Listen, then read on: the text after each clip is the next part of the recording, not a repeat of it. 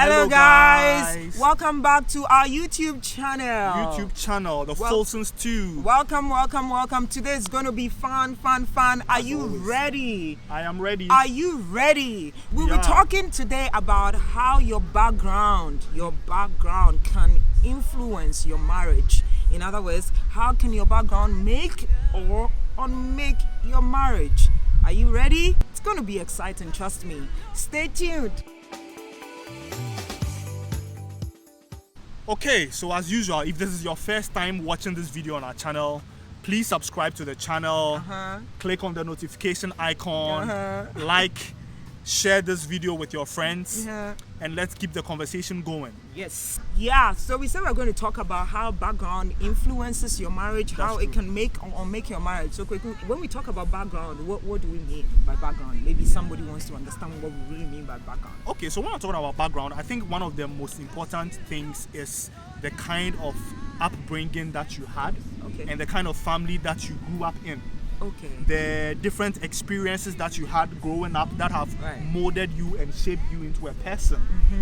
It could even refer to the kind of environment in which you grew up in, the area, the people that were surrounding you in your formative years. Okay, so your community. You know, even the schools that you went to can play a significant role and influence who you are. Exactly. So like what you are taught in school, some schools have certain rules and regulations. Even the course that you studied.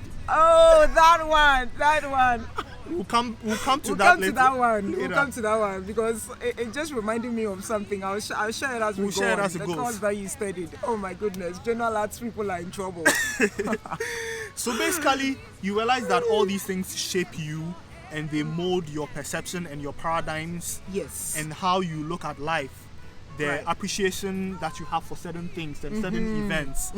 Even the way you celebrate certain events and observe certain traditions are all influenced in your formative years. And when you come into the marriage, you have two different people coming from two very different backgrounds, and they are both coming into a marriage to live for happily ever after. To live happily ever after. To live happily ever after, hopefully. But then you realize that the background that they are coming from, if not factored in to the marriage, can create serious issues and can create serious disagreements, fights, misunderstandings.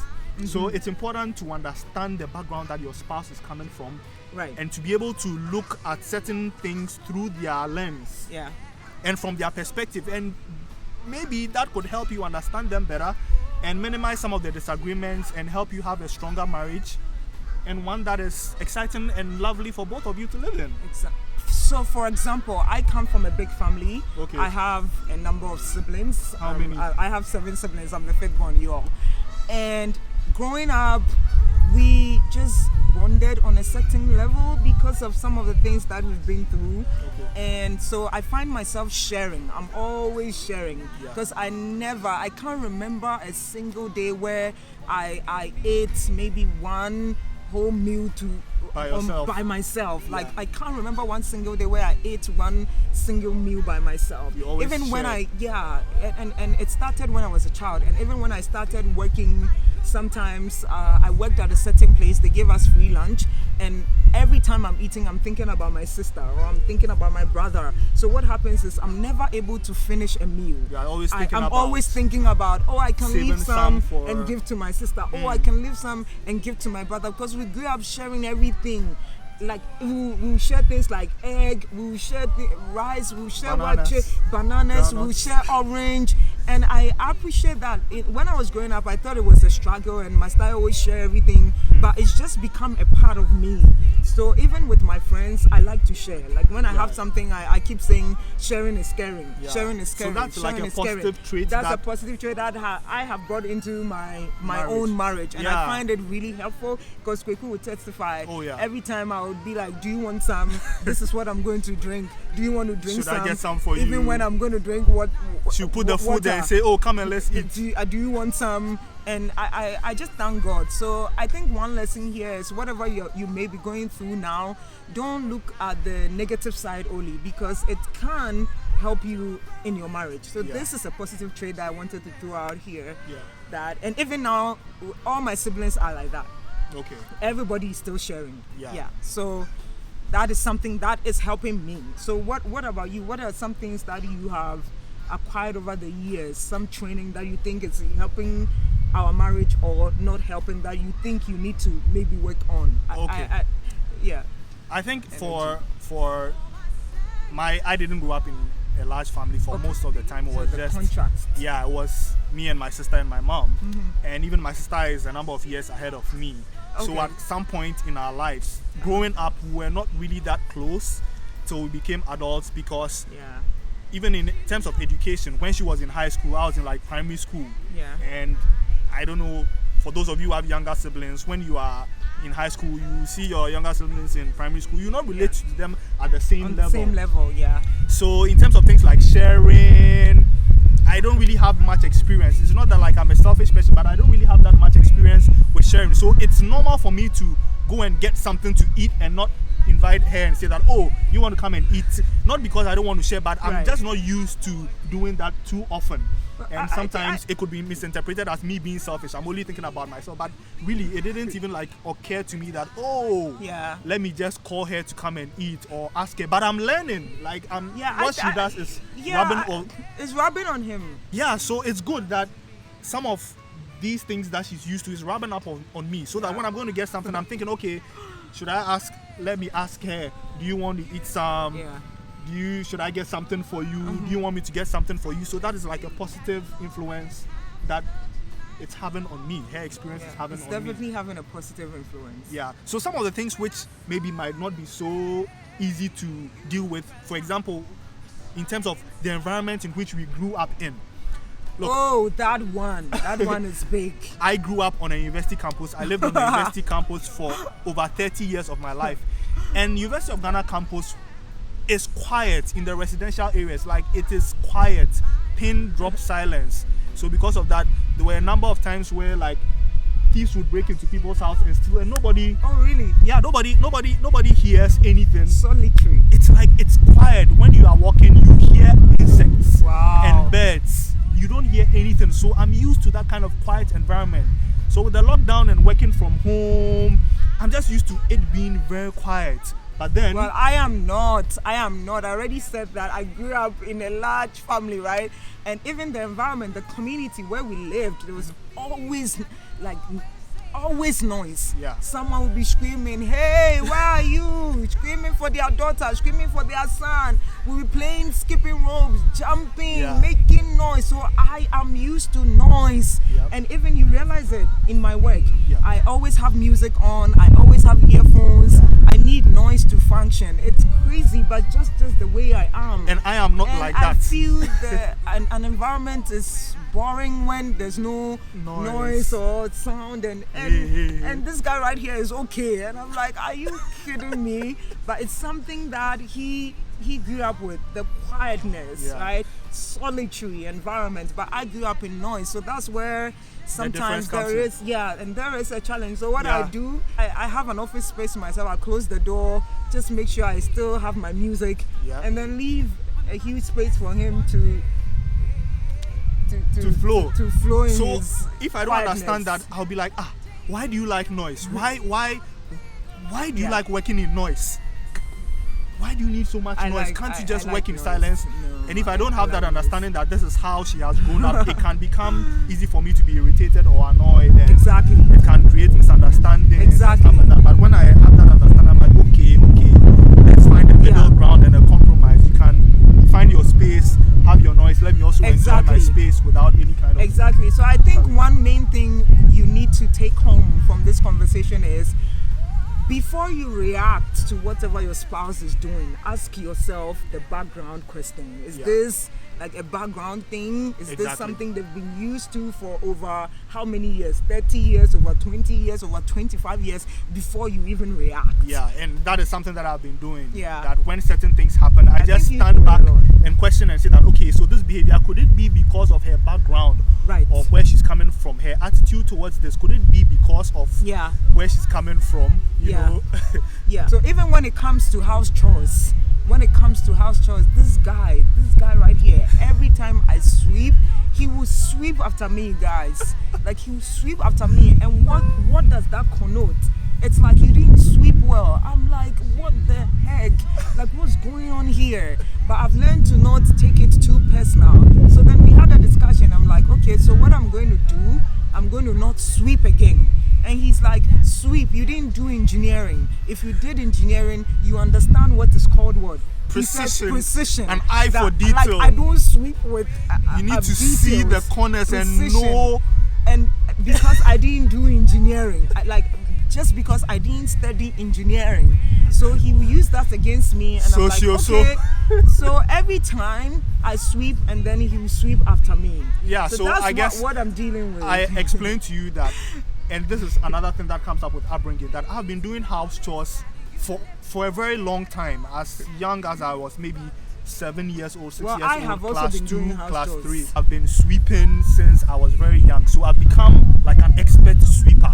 Like, I can sweep and you see that you see that the place is clean. And the engineering factor, and that brings us to the education, because we talked about background and education as well, right? Yeah, exactly. So I've been used to doing house chores and like cleaning, how I wash dishes. I want them to be clean, the sink, the working area, all to be spick and span, the oven and things like that. So I think, and it's part of me, I kind of have an eye for detail. So I look at things at a very detailed level, and I can see little flaws there. And I want to correct it. I don't mind sweeping, because I'll do it to my satisfaction. So I think what we've agreed is that you continue to sweep. Oh yes, I don't mind. I'll sweep. You don't have to sweep. That's why I wanted to know, do you have a problem with me sweeping again after you, or you don't want to sweep at all? You are okay with me just sweeping? No, the thing is, if you sweep after me, it's just one message, that I didn't sweep well. So why won't you just sweep? Oh yes, just sweep. Yeah, I'm fine with that. Yeah. Team sweepers, where are you? So sweep, yeah. With sweep and add your engineering knowledge and everything. Oh and yes, sweep. Yes. Dimensional analysis and engineering. So that is just one example of some of the wahalas that I have to endure. Background. And yeah, you are talking about like education, because I am more of like the sciences and you are more of like the arts and stuff like that. So this is something that I think we've thought about, that in terms of understanding the way the world works and how things work, I see the physics in things and the chemistry and appreciate those things, right? And babe, not to cut you, Bishop Dag even talks about this a lot. He's like, you didn't study science, so you don't understand. And I'm always like, general arts people are in trouble. Yeah, like we see things, so we see things differently. You know?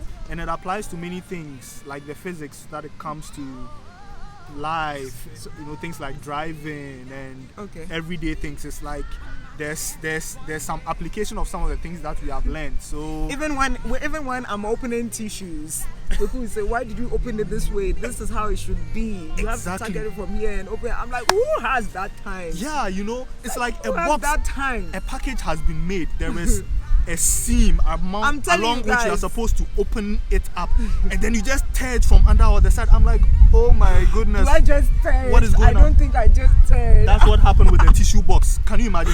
She but opened it. There's no time. She opened it from underneath and ripped it, and I'm like, there is a top where you have to open so that when you pull out one tissue, the next one will come. Precision, people. Precision. I know these are just petty things, but then if you do not understand some of these things, it can become like a big issue and cause misunderstandings and things like that. And even one of the things to your attitude towards like celebrations, like birthdays. Oh yes, that's Christmas time, right? Special events, anniversaries. Yeah, that's also a background thing. It's a background thing. I think I got my first birthday cake when I was about. It will surprise you. It will surprise you. Don't worry. Let it surprise you. I think I got my first birthday cake when I was about 27, 26 years or 27. Yeah. So even now, the way people make a big deal out of birthday cakes, and I mean, I'm learning to appreciate it, right? People will be like, oh, and what is a birthday without a cake? But you see, the number of years I've been without birthday cake.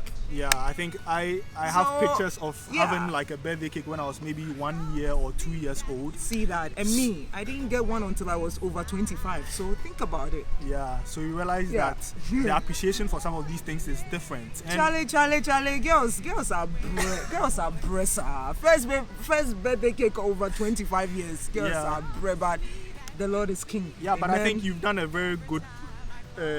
You've done good in kind of learning some of these things and getting used to it. I mean, sometimes you just have to learn quick and just get used to it. Let your environment influence you so that you're not always in your past. Like, oh, when I was growing up, I never got birthday cake, and so if your husband wants to get your birthday cake or your friends want to get your birthday cake, you don't appreciate it. No, learn to appreciate it. For you or something. Learn to appreciate it because to them it's a big deal. Yeah. So try to see things from their angle. They see birthday cakes as a big deal, so try to see things from that angle. And that's why even now I am also seeing it as a big deal, and I'm able to buy birthday cakes for people and try to do online Zoom parties for friends here and there just to celebrate them because they would appreciate it, right? Yeah. So I'm learning. I mean, all the ladies out there who have been through stuff, say cheese. Yeah, another one of the areas where it can also be like a big issue in marriage is like money. Money. Like some people may have come from affluent homes, so they are used to having money and having everything provided for them. They have not had to struggle. Others too might have come from like a hard background, and they have had to deal with not having things that they want. So what happens is that people tend to have like a scarcity mentality. Right. They want to hold on to things. They are not generous. They become selfish and very super frugal because of the background. That one you need to pray to God for deliverance. Yeah, but I'm telling you might have come from a home where you haven't had such struggles with money, so you might find that attitude like offensive, or irritating, and you'd be like, why are you always holding on to your money? Why don't you want to give out? Why are you tight-fisted and things like that? And I mean, money can be a big issue. It can be a big deal. It can be a big issue in marriage, and that is where you have to understand the background, that this person is coming from a place where they have not been used to having. So once they have it, it's like they hold on to it. It's interesting. I want to just bring another angle to this conversation that I think personally, the influence that coming from a scarce background, the influence that it's had on me, the influence of coming from a scarce background on me is being able to actually give, because I've been at a spot where I had nothing, and so I understand the scripture that says every good and perfect thing comes from above, right?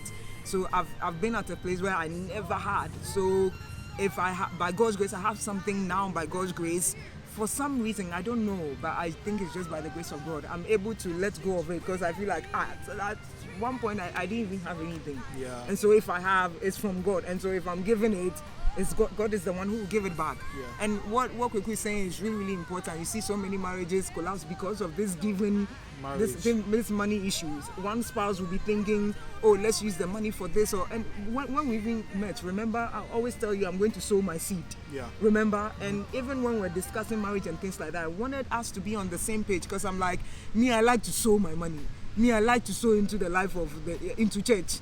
Me, I like to sow into the life of pastors. When I'm doing anything major, I like to sow. It's a way of prayer.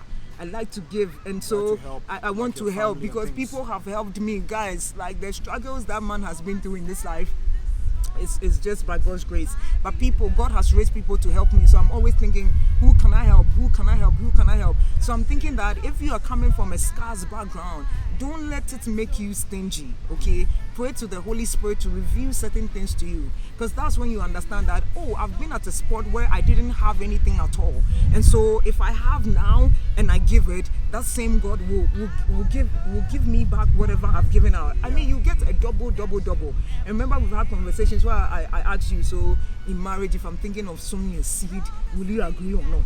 Yeah. Do you see? Because that is the life I'm used to. I don't want any spouse who will be like, why are you taking this money to church? Or why are you giving this money to someone? Or why are you giving this money to someone? No, freely have we been given. Freely should we also give. And I believe God will bless you if you give. Amen. Amen. I'm preaching. Yeah, you are really preaching. So this thing is really important, and it's one of the discussions that you should have even before you get married. Right. You must spend time to understand where the person is coming from and some of these little things before you get married. Yes. Because if you don't, you get into the marriage and the money will be an issue. Yeah, money will become an issue. Attitude towards food and eating and general housekeep and who does what at home and who is responsible for this, like they all come into play in determining whether your marriage will be peaceful or not. And all of it is from the background. All of it is from the background. Yeah. All of it is from the background. So you want to start thinking about your own background now, and if there's anything that is hard for you to change, that you think it will be a challenge in the marriage, start praying to God about it now. Because there's nothing God cannot do. Start praying to God about it now. And if you are stingy, start giving. You just find anybody and give. Don't be stingy. Don't be stingy. Give in church. Give to your friends. Give to your neighbors. God will give it to you. I'm telling you, giving is one powerful tool aside prayer and fasting. Oh yes, definitely. Yeah. Giving opens certain doors for you. I'm telling you, the doors that's so open for me, it would amaze you. Doors that if you had asked me to fund, I won't be able to. Oh yes. I won't be able to. Yeah. And I think even in my how I got my PhD scholarship video that we already posted on this channel, I talked about seed sowing. And how God used it to bring something huge my way. So if you've not watched that video yet, it's still on this channel. You can go watch it. Definitely.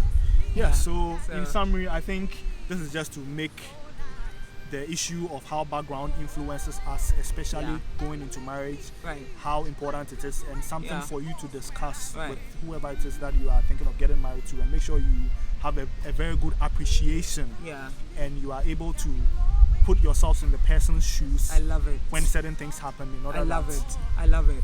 You will not have issues and disagreements and challenges in the marriage and in the future. So thank you once again for spending time to watch this video. Once again, don't forget to subscribe to the channel. Subscribe to our channel. Hit the notification button. Like it. Share it with your friends. Share it. Let us know what you think in the comments. Drop your comment. And stay tuned for our next episode, which will be full of more fun